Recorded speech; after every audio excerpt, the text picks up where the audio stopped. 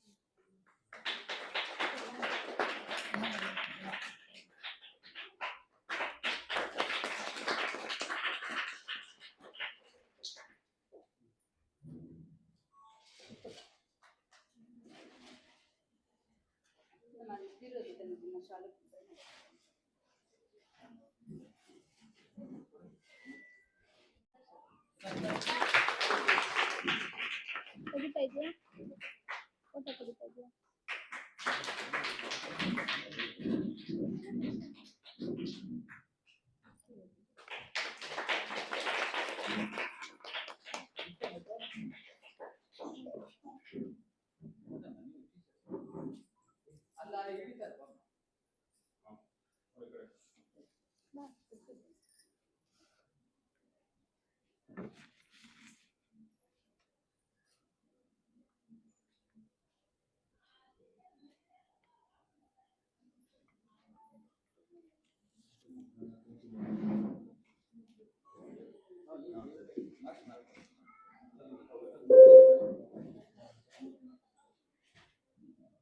ಮಾತಾ ಕಿ ಜೈ ಬಲೋ ಭಾರತ್ ಮಾತಾ ಕಿ. ಬೆಳಗ್ಗೆ ತಿಂಡಿ ತಿಂದಿದ್ದೀರಾ? ಇನ್ನೂ ಇಲ್ವಾ? ಅದಕ್ಕೆ ಸ್ವಲ್ಪ ಸುಸ್ತಿದ್ದೀರಾ? ಇವತ್ತು ಏನು ದಿನ? Very good. 1947ರಲ್ಲಿ ನಮಗೆ ಸ್ವಾತಂತ್ರ್ಯ ಸಿಕ್ಕಿದಂಥ ದಿನ. ಅದನ್ನು ನಾವು ಪ್ರತಿ ವರ್ಷ ಹಬ್ಬದ ಸಂಭ್ರಮದಲ್ಲಿ ಅತಿ ಹೆಚ್ಚಿನ ವಿಜೃಂಭಣೆಯಲ್ಲಿ ಮಾಡ್ತೀವಲ್ವಾ? ಏನಕ್ಕೋಸ್ಕರ ಮಾಡಬೇಕಪ್ಪ ಅಂದರೆ, ಬ್ರಿಟಿಷರ ಕೈ ಕೆಳಗಡೆ ಗುಲಾಮರಾಗಿದ್ದು ನಾವು ಬದುಕ್ತಾ ಇದ್ದಂಥ ಜೀವನ ನಮ್ಮ ಹಿರಿಯರು, ನಮ್ಮ ತಾತಂದ್ರು ಮುತ್ತಾತಂದ್ರೆಲ್ಲ ಅನುಭವಿಸಿದ್ರು. ಅದು ನಮ್ಮ ಮಕ್ಕಳಿಗೆ ಮೊಮ್ಮಕ್ಕಳಿಗೆ ಅದಾಗಬಾರ್ದಂತ ಸುಮಾರು ವೀರರು ಅವರು ಪ್ರಾಣ ತ್ಯಾಗ ಮಾಡಿ ನಮಗೆ ಸ್ವಾತಂತ್ರ್ಯ ತಂದು ಕೊಟ್ಟಿರ್ತಾರೆ.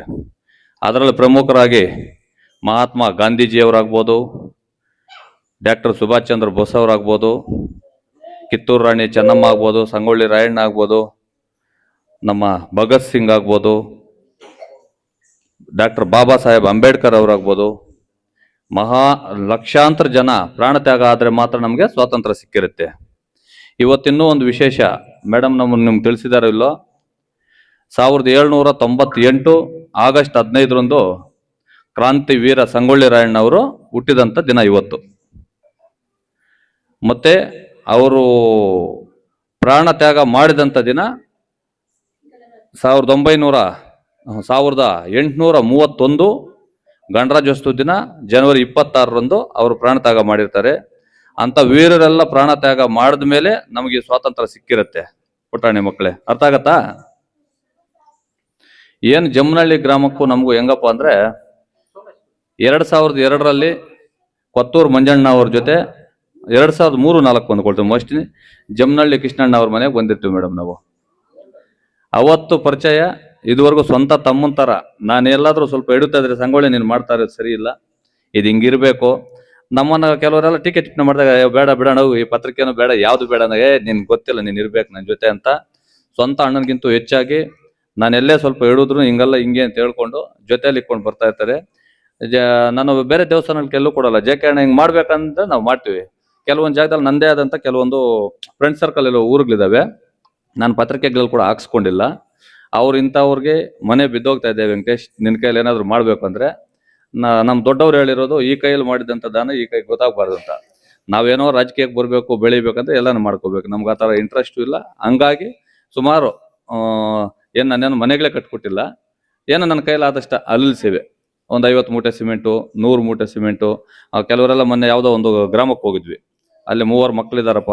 ಆಯಮ್ಮ ಪಾಪ ಸ್ಕೂಲು ಸಂಗಂಡ್ಲಹಳ್ಳಿಯಲ್ಲಿ, ಆಯಮ್ಮಗೆ ಯಾರು ಸಹಾಯ ಇಲ್ಲ, ಗಂಡ ರೀಸೆಂಟಾಗಿ ತೀರ್ಕೊಬಿಟ್ರು ಅಂದಾಗ ನಾನು ಹೇಳಿದೆ, ಅಣ್ಣ ನಿಮ್ಮ ಗ್ರಾಮಸ್ಥರ ಕೈಯಲ್ಲಿ ಎಷ್ಟಾದ್ರೆ ಅಷ್ಟು ಮಾಡಿ, ಮಿಕ್ಕಿದ ಏನೇ ಆದ್ರೂ ನಾನು ಮಾಡ್ಕೊಡ್ತೀನಿ ಅಂತ ಹೇಳ್ಬಿಟ್ಟು ಬಂದೆ.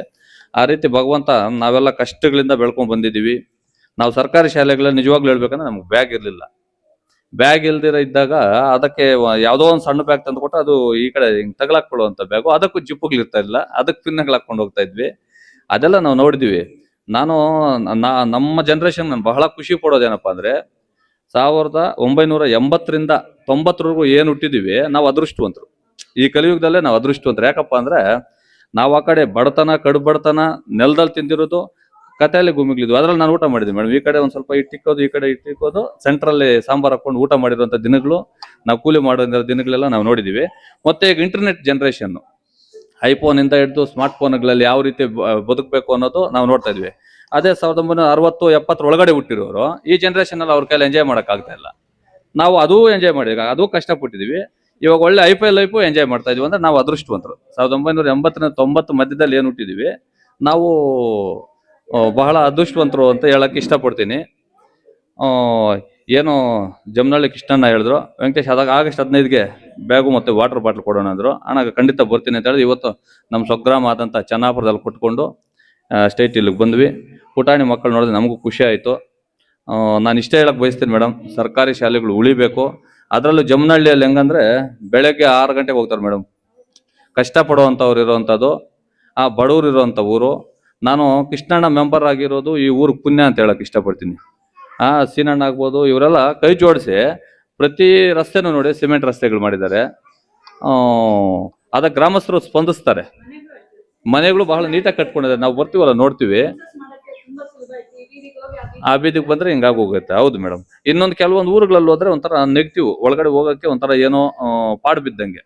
ಉದಾಹರಣೆಗೆ ಅಲ್ಲಿ ಯಾವುದೋ ಒಂದು ಜಮೀನು ತೆಗ್ದಿದೆ ಇಲ್ಲಿ ಬೈರ್ಕೂರ್ ಹತ್ರ. ಆ ಊರೊಳಗಡೆ ಹೋದ್ರೆ ಯಾಕೋ ಒಂಥರ ಫೀಲಿಂಗು ಬೇಜಾರಾಗತ್ತೆ. ಕೆಲವೊಂದು ಊರುಗಳಲ್ಲಿ ಹೋದ್ರೆ ಖುಷಿ ಆಗತ್ತೆ. ಆ ರೀತಿ ಖುಷಿ ಪಡುವಂಥ ಊರುಗಳಲ್ಲಿ ನಮ್ಮ ಜಮ್ಮನಹಳ್ಳಿನ ಒಂದಂತ ಹೇಳ್ದ. ಏನಿವತ್ತು ಸ್ವಾತಂತ್ರ್ಯ ದಿನಾಚರಣೆಗೆ ನನ್ನನ್ನು ಕರೆಸಿ ನಮ್ಮ ಕೃಷ್ಣಣ್ಣವರ ಆದಂಥ ಅಮೂಲ್ಯವಾದಂಥ ಮಾತುಗಳಿದ್ರು. ನಮ್ಮ ಶಿಕ್ಷಕಿರಿಗಳು ನೀವಿಬ್ರು ಬಹಳ ಅಚ್ಚುಕಟ್ಟಾಗಿ ಹೇಳ್ಕೊಡ್ತಾ ಇದ್ದು ನಾವು ನೋಡ್ದೇಟಿಗೆ ಗೊತ್ತಾಗತ್ತೆ. ಮತ್ತೆ LKG ಯಾರು ಸುಪ್ರಿಯಾ ಮೇಡಮ್ ಅಂತ, SDC ಅವರಾಗಂತ ನಮ್ಮ ಗಂಗಮ್ಮ ಅವರು, ಎಲ್ಲರೂ ನಮ್ಮ ಪೇರೆಂಟ್ಸ್, ನಮ್ಮ ಅಕ್ಕ ತಂಗಿಯರು ಬಂದಿದ್ದೀರಾ. ನಿಮಗೂ ಮಕ್ಕಳು ನಾವು ಬಂದು ಮಾತಾಡೋದಕ್ಕಿಂತ ಅವ್ರ ತಂದೆ ತಾಯಿ ನಾವೇನೋ ಒಂದು ಡ್ಯಾನ್ಸೋ ಇನ್ನೊಂದು ಆಕ್ಟಿವಿಟೀಸ್ ಮಾಡಿ ನಮ್ಮ ತಂದೆ ತಾಯಿ ನೋಡ್ಬೇಕಂತ ಅವ್ರಿಗೆ ಖುಷಿ ಇರುತ್ತೆ. ಆದ್ರೆ ಯಾವಾಗ್ಲೂ ದುಡಿಬೇಕು ಅಂತ ಹೋಗ್ತೀರಾ. ನೀವು ಅಷ್ಟೆಲ್ಲ ದುಡಿಯೋದು ಮಕ್ಕಳಿಗೆ ಅಲ್ಲ. ಈ ತರ ಕಾರ್ಯಕ್ರಮಗಳಿದ್ದಾಗ ಮಕ್ಕಳು ಏನ್ ಕಲ್ತವ್ರೆ, ಏನ್ ಮಾಡ್ತವ್ರೆ ಅಂತ ನೀವು ನೋಡಿದಾಗ ಅವ್ರಿಗೆ ಬಹಳ ಖುಷಿ. ಗೆಸ್ಟ್ಗಳು ನೋಡೋದಕ್ಕಿಂತ ಅದೇ ನಮ್ಮ ತಂದೆ ತಾಯಿ ಬಂದಿದ್ರು, ನಾನು ಆಡಿದಂಥ ಡ್ಯಾನ್ಸ್ ನೋಡಿದ್ರು, ನಾನು ಮಾತಾಡಿದಂಥ ಭಾಷಣ ನೋಡಿದ್ರು ಅಂತ ಅವ್ರಿಗೆ ಬಹಳ ಖುಷಿ ಆಗುತ್ತೆ. ದಯವಿಟ್ಟು ಈ ತರ ಕಾರ್ಯಕ್ರಮಗಳಾದಾಗ ಪೇರೆಂಟ್ಸ್ ಹೆಚ್ಚಿನ ಸಂಖ್ಯೆಯಲ್ಲಿ ಬನ್ನಿ, ಮಕ್ಕಳಿಗೆ ಪ್ರೋತ್ಸಾಹ ಕೊಡಿ ಅಂತ ಹೇಳ್ತಾ ಜಮ್ಮನಹಳ್ಳಿ ಗ್ರಾಮಕ್ಕೆ ಕರೆದು ನನಗೆ ಮಾತಾಡಲು ಅವಕಾಶ ಕೊಟ್ಟಂತ ಈ ಶಾಲಾ ಸಿಬ್ಬಂದಿಗೆ, ನಮ್ಮ ಗಣ್ಯ ವ್ಯಕ್ತಿಗಳಿಗೆ ಎಲ್ಲರಿಗೂ ವಂದಿಸಿ ನನ್ನ ಮಾತು ಮುಗಿಸ್ತಾ ಇದ್ದೀನಿ. ಜೈ ಹಿಂದ್, ಜೈ ಕರ್ನಾಟಕ. ಬಹಳ ಧನ್ಯವಾದಗಳು ಸರ್. ನಿಮ್ಮ ಜೀವನದಲ್ಲಿ ನೀವು ಕಂಡಂತ ಸಂತೋಷನ ಮಕ್ಕಳ ಜೊತೆಗೆ ಹಂಚ್ಕೊತಾ ಇದ್ದೀರಾ. ಮಕ್ಳಿಗೆ ಅದೊಂದು ಸ್ಫೂರ್ತಿಯಾಗಿರ್ಲಿ ಅಂತ ಅವರು ಮುಂದಕ್ಕೆ ಅದನ್ನ ಪಾಲಿಸ್ಲಿ ಅಂತ ಹೇಳಿ ನಿಮ್ಮದಾದಂತ ಪಾಲಿಸಿನೇ ಸರ್ ನಮ್ದು. ನಾವು ಮಾಡೋ ಸಹಾಯ ಬೇರೆಯವ್ರಿಗೆ ಗೊತ್ತಾಗೋದು ಬೇಕಾಗಿಲ್ಲ.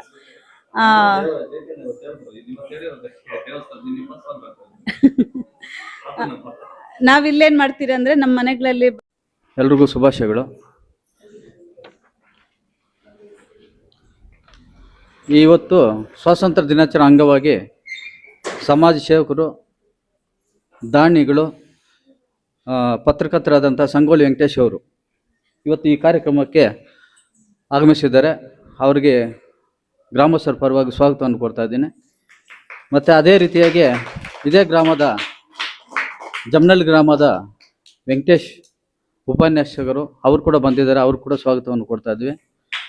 ಜಮನಹಳ್ಳಿ ಗ್ರಾಮದ ಮಾಜಿ ಅಧ್ಯಕ್ಷರು ಶ್ರೀನಿವಾಸ್ ಅವರು ಬಂದಿದ್ದಾರೆ. ಅವರು ಕೂಡ ಸ್ವಾಗತ ಮಾಡ್ತಾ ಇದ್ವಿ. ಆಮೇಲೆ ನನ್ನ ಆತ್ಮೀಯ ಪತ್ರಕರ್ತರಾದಂಥ ಶಿವಕುಮಾರ್ ಅವರು ಮತ್ತು ಸೋಮೇಶ್ ಅವರು ಕೂಡ ಈ ಕಾರ್ಯಕ್ರಮಕ್ಕೆ ಬಂದಿದ್ದಾರೆ. ಅವ್ರು ಕೂಡ ಸ್ವಾಗತವನ್ನು ಕೊಡ್ತಾ ಇದ್ವಿ. ಅದೇ ರೀತಿಯಾಗಿ ನಮ್ಮ ಶಾಲೆಯ ಮುಖ್ಯ ಶಿಕ್ಷಕರಾದ ಸತ್ಯವತಿ ಅಮೃತಲಕ್ಷ್ಮಿ ಅವ್ರಿಗೂ ಮತ್ತೆ ಸ್ವಾಗತವನ್ನು ಕೊಡ್ತಾ ಇದ್ವಿ. SDMC ಅಧ್ಯಕ್ಷರಾದ ಗಂಗಮ್ಮನವರು, ಊರಿನ ಮಕ್ಕಳ ಪೋಷಕರು ಮತ್ತು ಪುಟಾಣ ಮಕ್ಕಳಿಗೆ ಎಲ್ರಿಗೂ ಸ್ವಾಗತವನ್ನು ಕೊಡ್ತಾ ಇದ್ವಿ. ಇವತ್ತೇನೆಂದರೆ ನನಗೆ ಒಂದು ಖುಷಿ, ಇವತ್ತು ಸ್ವಾತಂತ್ರ್ಯ ದಿನಾಚರಣೆ ಪ್ರಯುಕ್ತ ಈ ಮಕ್ಕಳಿಗೆ ಇವತ್ತೇನೋ ಮಾಡಿ ಒಂದೇನೋ ಒಂದು ಗಿಫ್ಟ್ ಕೊಡಬೇಕಂತ ನಮ್ಮ ಸಂಗೊಳ್ಳಿ ವೆಂಕಟೇಶಕ್ಕೆ ಫೋನ್ ಮಾಡಿದೆ. ಯಾಕಂದರೆ ಇವತ್ತು ಈಗಾಗಲೇ ಇವರು ತಾಲೂಕಿನಲ್ಲಿ ಸರ್ಕಾರ ಶಾಲೆಗಳಿಗೆಲ್ಲ ಉಚಿತವಾಗಿ ಬ್ಯಾಗು, ನೀರು ಬಾಟ್ಲಿ ಎಲ್ಲ ಕೊಡ್ತಾ ಇದ್ದಾರೆ. ಇವತ್ತು ದಯವಿಟ್ಟು ನಮ್ಮ ಊರಿಗೆ ಕೊಡಲೇಬೇಕು ಅಂತ ಹೇಳ್ಬಿಟ್ಟು ನಾನು ಅವ್ರಿಗೆ ಹೇಳ್ದ ಕೂಡಲೇ ಅವರು ಇವತ್ತು ಬಂದಿದ್ದಾರೆ. ಅವ್ರು ಮತ್ತೊಮ್ಮೆ ಸ್ವಾಗತ ಮಾಡ್ತಾ ಇದ್ವಿ. ಸಂಗೊಳ್ಳಿ ವೆಂಕಟೇಶ್ ಅವರು ಒಂದು ಪುಟ್ಟ ಗ್ರಾಮದಲ್ಲಿ ಜನಿಸ್ತಾರೆ. ಅವರು ಕಡು ಬಡತನದಲ್ಲಿ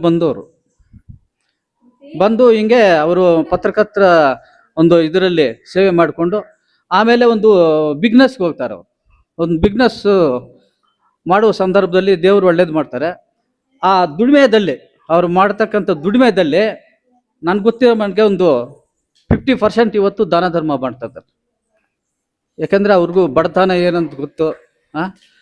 ಇವತ್ತು ನಿಜವಾಗಿ ಖುಷಿ ಆಗುತ್ತೆ. ಯಾಕಂದರೆ ಇವತ್ತು ಲಕ್ಷಾಂತರ ರೂಪಾಯಿ ಖರ್ಚು ಮಾಡಿ ನನಗೆ ಗೊತ್ತಿರೋ ಒಂದು ಈ ವರ್ಷದಲ್ಲಿ ಒಂದು 50 ಲಕ್ಷ ದಾನ ಧರ್ಮ ಮಾಡಿದ್ದಾರೆ. ಸರ್ಕಾರಿ ಶಾಲೆಗಳಲ್ಲಿ ಉಚಿತವಾಗಿ ಬ್ಯಾಗು, ನೀರು ಬಾಟ್ಲು, ನೋಟ್ಸ್ ಪುಸ್ತಕ ಮತ್ತು ವಾಟರ್ ಫಿಲ್ಟ್ರು, ಅದೇ ರೀತಿಯಾಗಿ ದೇವಸ್ಥಾನ ನಿರ್ಮಾಣಕ್ಕೆ ಆರ್ಥಿಕ ಸಹಾಯ ಕೂಡ ಮಾಡ್ತಾ ಇದ್ದಾರೆ ಅನೇಕ ಹಳ್ಳಿಗಳಲ್ಲಿ. ಇದೇ ನಮ್ಮ ಹಳ್ಳಿಗೆ 2.5 ಲಕ್ಷ ತಂದು ಕೊಟ್ಟರು ಮೇಡಮ್ ಇದು. ಆಮೇಲೆ ಬಡವರ ಇದು ಮನೇಲಿ ನಿರ್ಮಾಣ ಮಾಡ್ಬೇಕಂದ್ರೆ ಸಿಮೆಂಟು ಎತ್ಕೊಡ್ತಾ ಇದ್ದಾರೆ, ಸಿಮೆಂಟ್ ಶೀಟುಗಳು ಕೊಡಿಸ್ತಾ ಇದ್ದಾರೆ, ಸಹಾಯ ಮಾಡ್ತಾ ಇದ್ದಾರೆ. ಅದೇ ರೀತಿಯಾಗಿ ಆಮೇಲೆ ಬಡವರು ಮೊನ್ನೆ ತಾನೇ ನಿರ್ಗತ ಮಹಿಳೆಯರು ಯಾರು ಪಾಪ ತುಂಬ ಬಡವರು ಮಹಿಳೆಯರಿಗೆ ಒಂದು 10 ಜನಕ್ಕೆ ಸೀಮಸುಗಳು ಕೊಟ್ಟು ಒಂದೊಂದು ಸೀಮಸ್ ಬಂದು 50,000 ಈ ಥರ ಅನೇಕ ರೀತಿಯಲ್ಲಿ ಸಹಾಯ ಮಾಡ್ತಾ ಇದ್ದಾರೆ.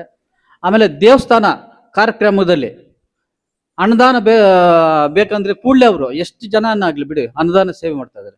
ಅವರೇ ಬಂದು ಅನ್ನದಾನ ಸೇವೆ ಮಾಡ್ತಾ ಇದ್ದಾರೆ. ಮತ್ತು ಸ್ಕೂಲ್ಗಳಿಗೆ ವಾಟರ್ ಫಿಲ್ಟರ್ ಇಲ್ಲ ಅಂದ್ರೆ ಕೂಡ ಅದು ಕೂಡ ಸಹಾಯ ಮಾಡ್ತಾ ಇದ್ದಾರೆ. ಆಮೇಲೆ ಇನ್ನೊಂದು ಏನಂದರೆ ಈ ಪಾದಯಾತ್ರೆ ತಿರುಪತಿ ತಿರುಮಲ ಈ ದೇವಸ್ಥಾನಕ್ಕೆ ಹೋಗ್ತಾರೆ ನೋಡು, ಅವ್ರಿಗೆ ಉಚಿತವಾಗಿ T-ಶರ್ಟು, ಅವ್ರಿಗೆ ಹೋಗೋ ಖರ್ಚುಗಳು ದಾರಿಗಳಿಗೆ ಮತ್ತು ಅನ್ನದಾನ ಅದು ಕೂಡ ಸೇವೆ ಮಾಡ್ತಾ ಇದ್ದಾರೆ. ಯಾಕಂದ್ರೆ ನಾನು ಅದೇ ರೀತಿಯಾಗಿ ಅವ್ರ ಜೊತೆಲಿ ಹೋಗಿದ್ದೀನಿ. ಆಮೇಲೆ ಓಂ ಶಕ್ತಿ ಮಾಲ್ದಾರಲ್ಲಿ ಕೂಡ ಅವ್ರ ಕೈಲಾದ ಸಹಾಯ ಮಾಡಿ ಅವ್ರು ಕೂಡ ಅನ್ನದಾನ ಸೇವೆ ಮಾಡಿ ಸೀರೆಗಳು ಕೂಡ ಕೊಡಿಸಿದ್ದಾರೆ, ಉಚಿತವಾಗಿ ಸೀರೆಗಳು ಕೂಡ ಕೊಡಿಸಿದ್ದಾರೆ. ಇನ್ನೂ ಅನೇಕ ರೀತಿಯಲ್ಲಿ ದಾನ ಧರ್ಮ ಮಾಡ್ತಾ ಇದ್ದಾರೆ. ಅವರು ದೇವ್ರು ಒಳ್ಳೇದು ಮಾಡಲಿ ಪಾಪ. ಈ ಥರ ಸಹಾಯ ಮಾಡ್ತಾ ಇದ್ರೆ ಕೂಡ ಕೆಲವರು ಟೀಕೆ ಟಿಪ್ಪಣಿಗಳು ಅಲ್ಲ, ಯಾರೋ ಒಬ್ರು ದಾನ ಧರ್ಮ ಮಾಡ್ತಾ ಇರ್ತಾರೆ ಅಂತ ಹೇಳ್ಬಿಟ್ಟು ಅವ್ರಿಗೆ ನಾವು ಶಬಾಷ್ಗಿರಿ ಹೇಳೋದು ಬಿಟ್ಬಿಟ್ಟು ಕೆಲವರು ಟೀಕೆ ಟಿಪ್ಪಣಿಗಳು ಮಾಡೋದು ಸರಿ ಇಲ್ಲ. ಅದು ಅಲ್ಲ, ಅವರು ನಮ್ಮ ಕೈಲಾದಾದ್ರೆ ನಾವು ಸಹಾಯ ಮಾಡೋಣ, ಇಲ್ಲಾಂದ್ರೆ ನಮ್ಮಷ್ಟು ನಾವು ಇದ್ದೋಗೋಣ. ಇವತ್ತು ಒಂದು 50 ಲಕ್ಷ ದಾನ ಧರ್ಮ ಮಾಡಿದ್ದಾರೆ ಅಂದ್ರೆ ಏನದಕ್ಕೆ ಅರ್ಥ? ಸ್ವಂತವಾಗಿ ಒಂದು ಮನೆ ಕಟ್ಕೊಂಡು ಆರಾಮಾಗಿ ಆಶ್ರಮ ಜೀವನ ಮಾಡ್ಬೋದಿತ್ತಲ್ಲ. ಅದೇ ಎಲ್ರಿಗೂ ದೇವರು ಕೊಡೋಲ್ಲ, ಅವ್ರು ಕೊಟ್ಟಿದ್ದಾರೆ ದೇವರು. ಅದೇ ರೀತಿಯಾಗಿ ಇನ್ನ ನಿಮ್ಮ ಕೈಲಾದ ಸಹಾಯ ಮಾಡಲಿ ಅಂತ ಹೇಳ್ಬಿಟ್ಟು ನಾನು ಹೇಳ್ತಾ ಇದ್ದೇನೆ. ಆಮೇಲೆ ಇನ್ನೊಂದು ಈ ಸಂಗೊಳ್ಳಿ ವೆಂಕಟೇಶ್ ಅವರು ಇವರು ಹಿಸ್ಟ್ರಿ ಹೆಂಗಂದ್ರೆ ಸುಮಾರು ಒಂದು 5 ಜನ ಮಕ್ಕಳಿದ್ದಿದ್ವಿ ಈ ಗ್ರಾಮದಲ್ಲಿ. ನಮಗೆ ಭಯ ಆಯಿತು, ಏನಪ್ಪ ಈ ಸ್ಕೂಲು ಮುಚ್ಚಾಕ್ತಾರೆ ಹೋಯ್ತು ಅಂತೇಳಿ ಬಿಟ್ಬಿಟ್ಟಿದ್ವಿ. ಆಮೇಲೆ ಇವರೇ ಒಂದು ದೇವ್ರ ರೂಪದಲ್ಲಿ ಬಂದು ಇಲ್ಲ 5 ಜನ ಇದನ್ನ 50 ಜನ ಟೆಂತ್ ಮಾಡಿ ಇವತ್ತು ಒಂದು ಹೆಸರನ್ನು ಗೆಲ್ತಿದ್ದಾರೆ. ಅದೇ ರೀತಿಯಾಗಿ ತಾಲೂಕು ಮಟ್ಟದಲ್ಲಿ ಕೂಡ ಬೆಸ್ಟ್ ಶಿಕ್ಷಕರು ಮತ್ತು ಬೆಸ್ಟ್ ಹೈಸ್ಕೂಲ್ ಅಂತ ಕೂಡ ಅವಾರ್ಡ್ ಬಂದಿದೆ. ಜಿಲ್ಲಾ ಮಟ್ಟದಲ್ಲಿ ಕೂಡ ಅವಾರ್ಡ್ ಬಂದಿದೆ. ಅವ್ರ ಮಕ್ಕಳಿಗಿಂತ ಹೆಚ್ಚಾಗಿ ಇಲ್ಲಿ ಪಾಠ ಪ್ರವಚನಗಳನ್ನು ಉತ್ತಮ ಗುಣಮಟ್ಟವನ್ನು ನೀಡ್ತಾ ಇದ್ದಾರೆ. ನಿಜವಾಗ್ಲೂ ಇಂಗ್ಲೀಷ್ ಎಲ್ಲ ಮಾತಾಡ್ತಾರೆ. ಖಾಸಗಿ ಶಾಲೆ ಮಕ್ಕಳಿಗಿಂತ ಹೆಚ್ಚಾಗಿ ಇಲ್ಲೇ ಒಂದು ಜ್ಞಾನ ಒಂದು ನೀಡಿದ್ದಾರೆ. ಅವ್ರಿಗೆ ನಾನು ಧನ್ಯವಾದಗಳು ಹೇಳ್ತಾ ಇದ್ದೇನೆ. ಈಗ ಖಾಸಗಿ ಶಾಲೆಗಳಿಗೆ ಬಿಟ್ಟು, ಯಾಕೆಂದ್ರೆ ಇದು ಸರ್ಕಾರಿ ಶಾಲೆಗೆ ಬಿಟ್ಟು ಯಾಕೆ ಖಾಸಗಿ ಶಾಲೆಗಳು ಹೇಳ್ತಾರೆ ಅಂದ್ರೆ ಮೂಲಭೂತ ಸೌಲಭ್ಯಗಳು ಕೊರತೆ ಇದೆ ನಮ್ಮಲ್ಲಿ. ಏನಿಲ್ಲ, ಈಗ ಕೆಲವು ಹಳ್ಳಿಗಳಲ್ಲಿ ಬಿಲ್ಡಿಂಗ್ ಇರಲ್ಲ, ಶೌಚಾಲಯ ಇರಲ್ಲ, ಕಾಂಪೌಂಡ್ ಇರಲ್ಲ, ನೀರಿರಲ್ಲ, ಸ್ವಚ್ಛತೆ ಇರಲ್ಲ, ಏನಿರಲ್ಲ ಅಂತ ಹೇಳ್ಬಿಟ್ಟು ಕೆಲವ್ರು ಏನ್ ಮಾಡ್ತಾರೆ ಅಂದ್ರೆ ಖಾಸಗಿ ಶಾಲೆಗೆ ಸೇರಿಸ್ತಾರೆ. ಸರ್ಕಾರದ ಕೂಡ ತಪ್ಪಿದೆ. ಸರ್ಕಾರ ಕೂಡ ಗಮನ ಹರಿಸಬೇಕು. ಕಾಟಾಚಾರಕ್ಕೆ ಸರ್ಕಾರಿ ಶಾಲೆಗಳನ್ನ ಏನೋ ಮೂಲಭೂತ ಸೌಲಭ್ಯ ಒಡಿಸಿದ್ರೆ ನೋಡೋದು ಕೂಡ ತಪ್ಪಿದೆ. ಅದಕ್ಕೆ ನಾನು ಇಷ್ಟೇ ಹೇಳೋದು, ನಮ್ಮ ಶಿಕ್ಷಕರಲ್ಲಿ ನಮ್ಮ ಕೈಲಾದಷ್ಟು ಶಾಲಾಭಿವೃದ್ಧಿಗೆ ಒತ್ತು ಕೊಡ್ತೀವಿ. ನೀವು ಇನ್ನ ನಿಮ್ಮ ಶ್ರಮ ವಹಿಸಿ ಮಕ್ಕಳಿಗೆ ಖಾಸಗಿ ಶಾಲೆಗಳಿಗಿಂತೂ ಸರ್ಕಾರಿ ಶಾಲೆಗೆ ಏನಂತೂ ನೀವು ತೋರಿಸ್ಕೊಟ್ಟಿದ್ರೆ ಇನ್ನೂ ತೋರಿಸ್ಕೊಡ್ಬೇಕಂತೇಳಿ ಅವ್ರಿಗೆ ಒಳ್ಳೆ ಗುಣಮಟ್ಟ ಶಿಕ್ಷಣ ನೀಡಿ ನಮ್ಮ ಜಮನಹಳ್ಳಿಗೆ ಒಳ್ಳೆ ಹೆಸರು ತಗೋಬೇಕಂತೇಳಿ ನಿಮ್ಗೆ ಮತ್ತೆ ನಾವು ಧನ್ಯವಾದಗಳು ಹೇಳ್ತಾ ನನ್ನ 2 ಮಾತನ್ನು ಮುಗಿಸ್ತಾ ಇದ್ದೀನಿ. ಜೈ ಹಿಂದ್, ಜೈ ಕರ್ನಾಟಕ. ನನ್ನ ಹೆಸರು ಪ್ರಗತಿ. ನಾನು 3ನೇ ತರಗತಿಯಲ್ಲಿ ಓದುತ್ತಿದ್ದೇನೆ. ನಮ್ಮ ಶಾಲೆ ಹೆಸರು ಸರ್ಕಾರಿ ಕಿರಿಯ ಪ್ರಾಥಮಿಕ ಶಾಲೆ ಜಮನಹಳ್ಳಿ.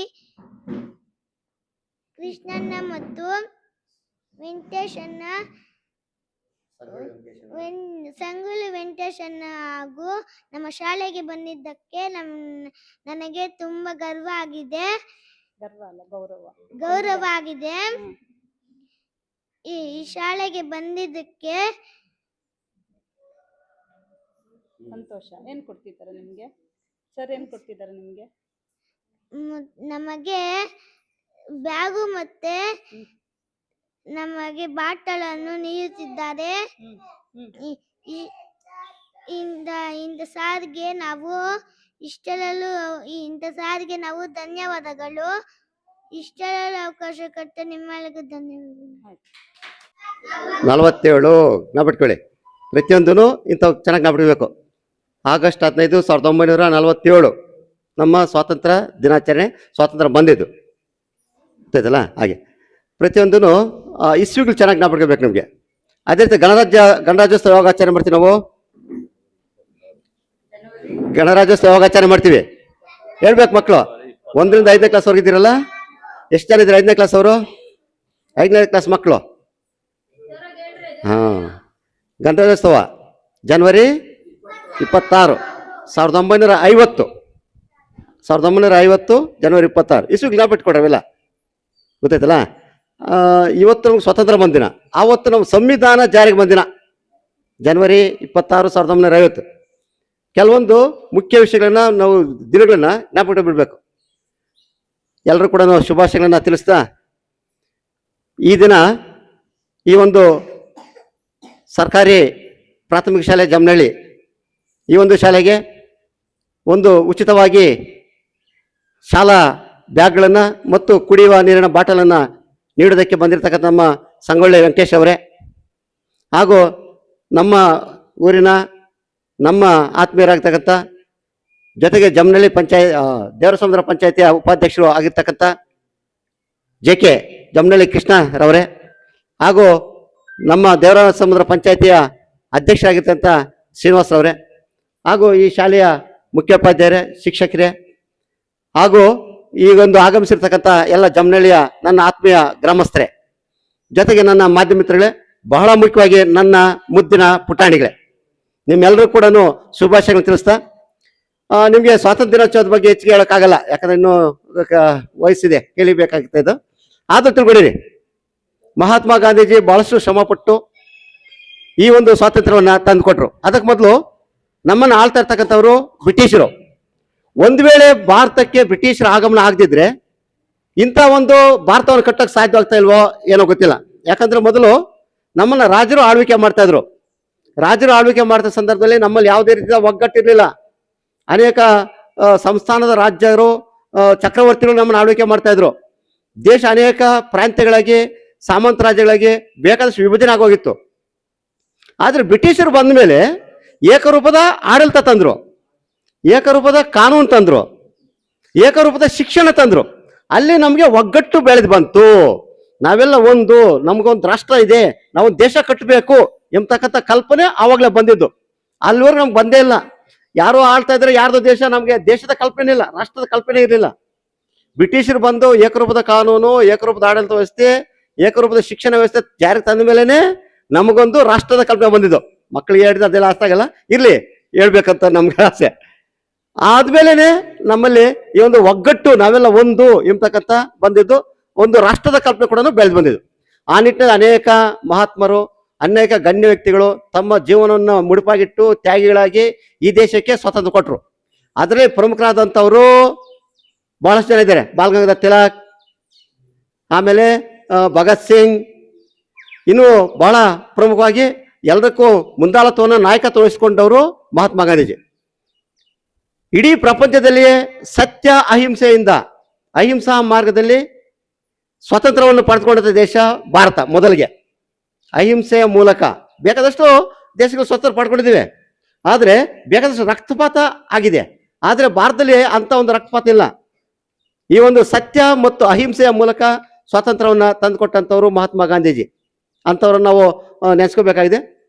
ಆ ಸತ್ಯ ಮತ್ತು ಅಹಿಂಸೆ ನೀವು ಕೂಡ ಜ್ಞಾಪಿಟ್ಕೊಳ್ಳಿ. ಅದೇ ರೀತಿ ಅಂಬೇಡ್ಕರ್ ಅವರು ಶಿಕ್ಷಣ, ಸಂಘಟನೆ, ಹೋರಾಟ, ಇವುಗಳನ್ನ ಜ್ಞಾಪಿಟ್ಕೊಳ್ಳಿ. ಶಿಕ್ಷಣ, ಸಂಘಟನೆ, ಹೋರಾಟದಿಂದ ಮಾತ್ರ ಏನ್ ಬೇಕಾದ ನಾವು ಸಾಧನೆ ಮಾಡ್ಬೋದು. ಹಾಗೆ ಮೊದಲು ಶಿಕ್ಷಣ ಅಂತೇಳಿ, ಶಿಕ್ಷಣ ಆದ್ಮೇಲೆ ಸಂಘಟನೆ, ಹೋರಾಟ, ಇವು ಅಂತೇಳಿ, ಇವು ಪ್ರಮುಖವಾಗಿ ಜ್ಞಾಪಿಡಬೇಕು. ಆ ರೀತಿಯಾಗಿ ನಮ್ಮ ಕರ್ನಾಟಕದ ನಮ್ಮ ಕಿತ್ತೂರು ರಾಣಿ ಚೆನ್ನಮ್ಮ ಆಗ್ಬೋದು, ಸಂಗೊಳ್ಳಿ ರಾಯಣ್ಣ ಆಗ್ಬೋದು, ಟಿಪ್ಪು ಸುಲ್ತಾನ್ ಆಗ್ಬೋದು, ಇವರೆಲ್ಲ ಕೂಡ ಸ್ವಾತಂತ್ರ್ಯಕ್ಕಾಗಿ ಹೋರಾಟ ಮಾಡಿದಂಥವ್ರೆ. ಹಾಗಾಗಿ ಅವರನ್ನೆಲ್ಲನೂ ನೆನೆಸ್ಕೊಳ್ತಾ ನಿಮ್ಗೆಲ್ಲರೂ ಕೂಡ ಈ ಒಂದು ಕಾರ್ಯಕ್ರಮಕ್ಕೆ ಒಂದು ಉಚಿತವಾದ ಒಂದು ಬ್ಯಾಗ್ ಅನ್ನ ವಿತರಿಸಬೇಕು. ಮಕ್ಕಳ ಒಂದು ಶೈಕ್ಷಣಿಕ ಪ್ರಗತಿಗೆ ನಮ್ಮ ಕೈಯಲ್ಲಿ ಏನಾದರೂ ಒಂದಷ್ಟು ಸಹಾಯ ಮಾಡಬೇಕು ಎಂಬತಕ್ಕಂಥ ಒಂದು ಉದ್ದೇಶ ಇಟ್ಕೊಂಡು ನಮ್ಮ ಸಂಗೊಳ್ಳಿ ವೆಂಕಟೇಶ್ ಅವರು ಈ ಕಾರ್ಯಕ್ರಮಕ್ಕೆ ಆಗಮಿಸಿದ್ದಾರೆ. ಇವರು ಈಗಲೇ ಇವ್ರನ್ನ ನಾನು ಬೇಕಾದಷ್ಟು ಶಾಲೆಗಳಲ್ಲಿ ಗಮನಿಸ್ತಾ ಬರ್ತೀವಿ. ಬೇಕಾದಷ್ಟು ಶಾಲೆಗಳಲ್ಲಿ ಈಗಾಗಲೇ ಉಚಿತವಾಗಿ ಒಂದು ಶಾಲಾ ಬ್ಯಾಗ್ಗಳನ್ನು ಕೊಟ್ಟಿದ್ದಾರೆ. ಉದ್ದೇಶ ಇಷ್ಟೇ, ಸರ್ಕಾರ ಎಲ್ಲ ರೀತಿಯಾದ ಸೌಲಭ್ಯಗಳನ್ನು ಕೊಡ್ತಾ ಇದೆ, ಶಾಲಾ ಬ್ಯಾಗ್ಗಳನ್ನು ಕೊಡ್ತಾ ಇಲ್ಲ. ಹಾಗಾಗಿ ಮಕ್ಕಳು ಕೂಡ ಇದೊಂದು ಸೌಲಭ್ಯ ಸಿಗಲಿ, ಎಲ್ಲರೂ ಪುಸ್ತಕಗಳನ್ನ ಜೋಪಾನಾಗಿ ಇಟ್ಕೊಳ್ಳಿ ಎಂಬತಕ್ಕಂಥ ಉದ್ದೇಶದಿಂದ ಕೊಡ್ತಾ ಇದ್ದಾರೆ. ಜೊತೆಗೆ ನಮ್ಮ ಜಮನಹಳ್ಳಿ ಗ್ರಾಮಕ್ಕೆ, ದೇವಸ್ಥಾನಕ್ಕೆ ಒಂದು ಗೋಪುರವನ್ನು ಕಟ್ಟಬೇಕು ಎಂಬತಕ್ಕಂಥ ಉದ್ದೇಶದಿಂದ ದಾನಿಗಳಿಂದ ಸುಮಾರು 2.5 ಲಕ್ಷ ರೂಪಾಯಿಗಳನ್ನು ಕೂಡ ತಂದು ಕೊಡಿಸಿದ್ದಾರೆ ದಾನಿಗಳಿಗೆ. ಹಾಗಾಗಿ ಈ ಒಂದು ಶಾಲೆಗೆ ಅಷ್ಟೇ ಅಲ್ದಿರ ಬೇರೆ ಬೇರೆ ಕ್ಷೇತ್ರಗಳು ಕೂಡ ಬೇಕಾದಷ್ಟು ಒಂದು ಸೇವೆನ ಮಾಡ್ತಾ ಬಂದಿದ್ದಾರೆ. ಅಂಥವ್ರಿಗೆ ದೇವರು ಮತ್ತಷ್ಟು ಶಕ್ತಿಯನ್ನು ಕೊಡಲಿ, ದೇವರು ಅವರಿಗೆ ಒಳ್ಳೆಯ ಆಯಸ್ಸು ಆರೋಗ್ಯ ಕೊಡಲಿ. ಮತ್ತೆ ಈ ಒಂದು ಶಿಕ್ಷಕರು ಕೂಡ ಅಷ್ಟೇ, ಈ ಒಂದು ಮಕ್ಕಳಿಗೆ ಒಳ್ಳೆ ಒಂದು ವಿದ್ಯಾಭ್ಯಾಸ ನೀಡಲಿ. ಶೈಕ್ಷಣಿಕ ಪ್ರಗತಿಗೆ ನೀವು ಕೂಡ ಕಂಕಣಬದ್ಧರಾಗಬೇಕು. ನಾನು ಈಗಾಗಲೇ ಮೇಡಮ್ ಸತ್ಯವತಿ ಮೇಡಮ್ ಎಲ್ಲ ಕೇಳಿದ್ದೀನಿ, ಬೇಕಾದಷ್ಟು ಉತ್ತಮ ಕಾರ್ಯ ಮಾಡಿದ್ದಾರೆ. ಜೊತೆಗೆ ಹೆಚ್ಚಿನ ಮಕ್ಕಳು ಒಂದು ನವೋದಯಕ್ಕೆ ಅಥವಾ ಮೊರಾರ್ಜಿ ಶಾಲೆಗೆ, ಇತರೆ ಒಂದು ವಸತಿ ಶಾಲೆಗಳಿದೆ, ಅದಕ್ಕೆ ಕೂಡ ಆಯ್ಕೆ ಆಗಲಿ. ಇಂಥ ಒಂದು ಕಾರ್ಯಕ್ರಮಕ್ಕೆ ನಾನು ಕರೆದು ಈ ಒಂದು 2 ಮಾತು ಆಡೋದಕ್ಕೆ ಅವಕಾಶ ಕೊಡ್ತಾರೆ. ನಿಮ್ಮೆಲ್ಲರೂ ಕೂಡ ಧನ್ಯವಾದಗಳು ತಿಳಿಸ್ತಾ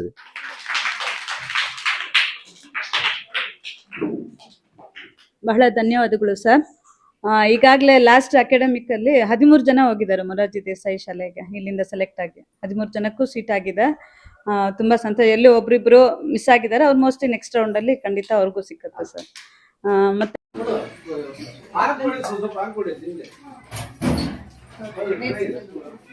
ದೇವಸ್ಥಾನ